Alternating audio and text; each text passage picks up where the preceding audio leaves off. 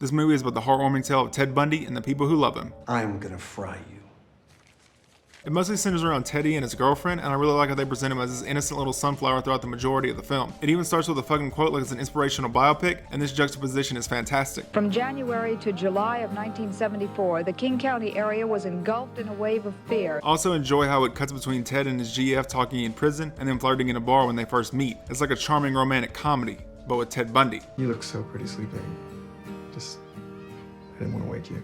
But once I got over how much I love the concept and the initial set pieces, the charm wore off for quite a few reasons. The dialogue is mostly just okay, with some tongue-in-cheek lines that I liked. Let me get back to plotting my escape here. And a few that I really didn't. You are skating on thin ice, and ice does not last long in Florida. The cinematography was also mostly average, but I thought the close-up shots were great, partially because they reminded me of House. What are we doing here, Wilson? The movie also made me wonder why he treated this particular lady really well while murdering others, and I still don't really know. The actress was aight. I just think the character needed more development, and the same can be said for all the other characters, including Ted himself. Zach's not bad in the role, but he's doing an SNL level impression, exhibiting all of Ted's charming qualities without showing any of the crazy, which is lame, because without the crazy, he's really not that interesting. The film also jumps around too much for its own good. Like a lot of biopics, it misses things because it tries to cover too large a time period and breezes past cool moments rather than building up to them. To give an example, they could have zoomed in on the weird relationship between Ted and the sheriff in Florida, since he seems like he has issues of his own. Instead, they skated past that whole anime saga in literally 2 minutes. There's also a really cheesy flashback sequence that I hate. But to be positive for a second, I will admit that I enjoyed the scene where Sori gets owned. You're just jealous because Ted and I have a bond you and I never could.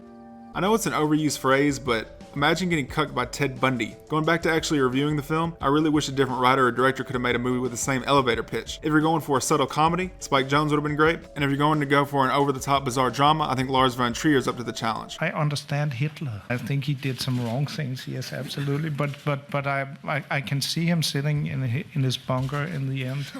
I'm late to the party, but there was some controversy about the movie quote-unquote glorifying Ted Bundy, and my answer to that is, who cares? Movies are about entertainment, and you shouldn't get your sense of morality from the entertainment you watch or interact with. People getting mad at this reminds me of when fucking retards that Grand Theft Auto would make you violent. Anyway, with 5 being average, if I had to rate this, I'd give it a 6.1 out of 10. There are a few good moments here and there, but it's mostly just average. I reviewed the Ted Bundy documentary that's also on Netflix if you want to check that out. Like and subscribe to Feed My Imaginary Family, and I'll see you on the next one. My chance to talk to the press. Contrary to Section 78204 Florida statute. I'll plead not guilty right now. And your